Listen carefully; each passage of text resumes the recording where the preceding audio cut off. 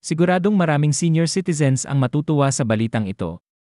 Isang bagong panukalang batas ang pinag-usapan ngayon sa Kongreso na posibleng magdulot ng malaking pagbabago sa buhay ng ating mga lolo at lola. Just yan ngayong Abril 12, 2025,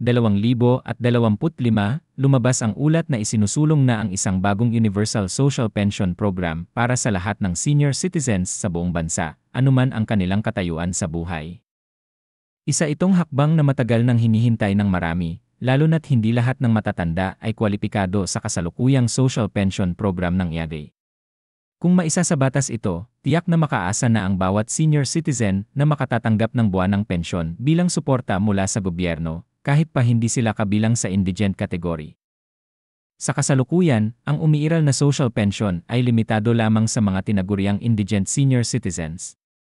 Ibig sabihin, tanging ang mga walang sariling kita, walang suporta mula sa pamilya, at walang natatanggap na pensyon mula sa ibang ahensya ng gobyerno ang maaaring makinabang. Ayon sa IAGA, humigit kumulang 3 milyong senior citizens lang ang natutulungan ng programang ito kada taon. Subalit, sa tala ng Philippine Statistics Authority, mahigit 9 milyong senior citizens ang mayroon tayo ngayon sa buong Pilipinas. Ibig sabihin, 6 na milyong matatanda ang hindi natutulungan ng kasalukuyang sistema, isang malinaw na pagkukulang na naispunan ng bagong Universal Social Pension Bill. Ang panukalang ito ay inihain ng ilang mambabatas sa Kamara at Senado na naniniwala na ang bawat Pilipinong senior citizen ay dapat igalang at bigyang halaga ng Estado, anuman ang kanilang katayuan sa buhay. Hindi umano dapat magkaroon ng diskriminasyon sa pagbibigay ng suporta, lalo na't halos lahat ng matatanda ay may kanya-kanyang pinagdaraan ng hamon, kalusugan, kakulangan sa kita, at ang unti-unting paglayo ng mga responsibilidad na dati nilang ginagampanan. Para sa mga nagsulong ng batas, sapat na dahilan na ang pagiging 60 anyos pataas upang maging kwalipikado sa pensyon mula sa gobyerno. Isa itong pagkilala sa serbisyo, kontribusyon, at sakripisyo ng mga nakatatanda sa pag-unlad ng bansa. Kung maisa sa katuparan ang bagong Universal Social Pension Program, ito ay magbibigay ng buwanang pensyon sa lahat ng senior citizens, kahit sila ay may pinagkukunan ng kita o may tumutulong na anak. Layunin nitong maiangat ang kalidad ng buhay ng mga nakatatanda, mapalawak ang saklaw ng social protection, at masigurong walang maiiwan sa pag-unlad. Bukod dito, layunin din ng batas na tanggalin ang napakaraming rekisito at proseso sa pag-apply ng social pension. Sa halip na dumaan pa sa masalimuot na screening at validation, magiging otomatiko na ang pagbibigay ng pensyon sa oras na maitala ang isang individual bilang senior citizen sa records ng LEI at ISA. Sa ulat ng Kamara, sinasabing maaaring magsimula sa 1,000 kada buwan ang pensyon para sa lahat ng senior citizens. Bagamat ito ay maliit pa rin kung ikukumpara sa aktual na gastusin ng matatanda, ito ay malaking tulong na rin, lalo na kung pagsasamahin sa iba pang mga benepisyo tulad ng senior citizen discount, libreng gamot, at medical assistance. Ang halaga rin ng pensyon ay maaaring tumaas sa mga susunod na taon, depende sa budget ng pamahalaan at sa rekomendasyon ng National Economic and Development Authority, NEDA. Dagdag pa rito, may posibilidad ring itaas ang benepisyo para sa mga may edad 80 pataas, lalo na ang mga walang kasama sa buhay. Ayon kay Rep. Rodolfo Ordenes, ang principal author ng panukala, hindi na natin kailangang maghintay na maging mahirap ang isang senior citizen bago natin siya tulungan.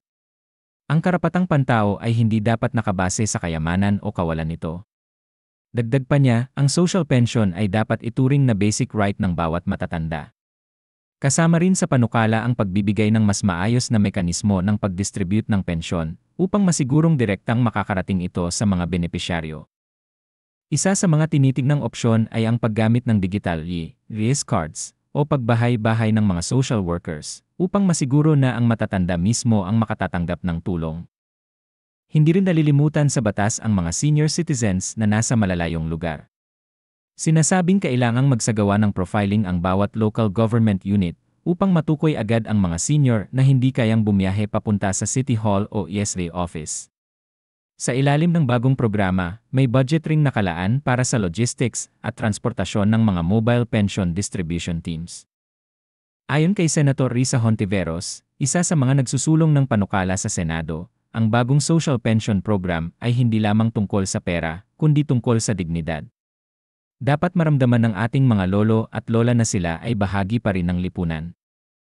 Tinatayang aabot sa 120 bilyon ang kailangang pondo para sa full implementation ng universal pension. Ngunit ayon sa mga ekonomista, posible itong maipon kung magkakaroon ng tamang tax collection, pagreali ng budget sa ilang hindi epektibong proyekto, at pagprioridad sa mga serbisyong panlipunan. Sa katunayan, ilan na sa mga bansa sa Southeast Asia tulad ng Thailand at Vietnam ay may universal pension program na rin. Hindi imposible na magawa rin ito sa Pilipinas, lalo na kung magkakaisa ang pamahalaan, kongreso, at mamamayan sa pagtutulak ng programang ito. Bukod sa pensyon, tinitingnan din ng panukalang batas ang posibilidad ng mas komprehensibong package para sa mga senior citizens. Kasama na dito ang libreng konsultasyon sa mga health centers, discount sa utilities, at libreng transportasyon. Ang ganitong mga hakbang ay bahagi ng isang mas malawak na layunin, ang gawing age-friendly society ang Pilipinas, kung saan ang mga matatanda ay hindi iniiwan kundi inaalalayan. Samantala, maraming senior citizens at advocacy groups ang nagpahayag ng suporta sa bagong panukala. Sa mga interview ng media, makikita ang saya ng mga matatanda sa posibilidad na maikonsidera silang lahat sa social pension program. Ayon kay Mang Arturo, isang 74 anyos na dating karpintero sa Quezon City, hindi na namin kailangan mamalimos o masasaawa. Kahit paunti-unti, makakatulong ito sa pambili ng gamot at pagkain. Sana hindi ito matulad sa ibang batas na naipasa pero hindi naman naipatupad. Ganito rin ang sentimiento ni Lola Marina mula sa Leyte, na nagsabing, kung lahat kami ay mabibigyan, wala nang inggitan. Lahat masaya. Ngunit sa kabila ng magagandang layunin ng batas, may ilan ding bumabatikos dito. Ayon sa ilang kritiko, baka raw hindi kayanin ng gobyerno ang gastusin, lalo na kung sabay-sabay na bibigyan ng pensyon ang halos 9 milyong senior citizens. May mga nagsasabing baka raw magdulot ito ng pagbawas sa pondo para sa edukasyon o infrastruktura. Ngunit agad namang sinagot ito ng mga proponent ng batas. Ayon sa kanila, ang paggastos para sa kapakanan ng senior citizens ay hindi luho kundi obligasyon. At kung talagang may political will ang pamahalaan, kayang-kaya itong maisakatuparan. Habang mainit ang usapin, hinihikayat ngayon ang publiko na makilahok sa mga public consultation tungkol sa panukala. Inaanyayahan ang mga senior citizens at kanilang pamilya na magsumite ng mga opinyon at suhestyon sa kanilang mga kinatawan sa Kongreso.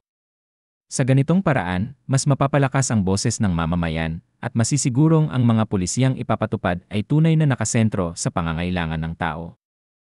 Bukod dito, umaasa rin ang mga mambabatas na agad itong maisa sa batas bago matapos ang taong 2025 upang sa 2026 ay maipatutupad na ito sa buong bansa. Sa kabuuan, ang balitang ito ay isang sinag ng pag-asa para sa mga nakatatanda sa Pilipinas. Ang bagong Universal Social Pension ay hindi lamang isang panukala, ito ay simbolo ng pagkilala at pagtanaw ng utang na loob sa lahat ng Pilipinong nag-alay ng kanilang buhay at lakas para sa bayan. Sa panahon ng pagbabago, ang tunay na sukatan ng isang makatarungan at maunlad na lipunan ay kung paano nito tinatrato ang kanyang mga pinakamatanda at pinakamaralitang mamamayan. Kung maisa sa batas at maipatutupad ito ng maayos, tiyak na mababago nito ang mukha ng pagtanda sa Pilipinas mula sa pagdurusa tungo sa paggalang at pag-aruga.